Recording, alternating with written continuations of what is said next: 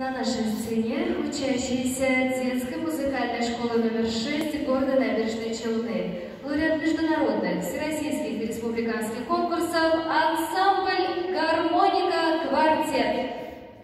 В составе Елимханов Тагир, Тюлеманов Григорий, Харисов Ильназ и Мухамедгараев Тагир.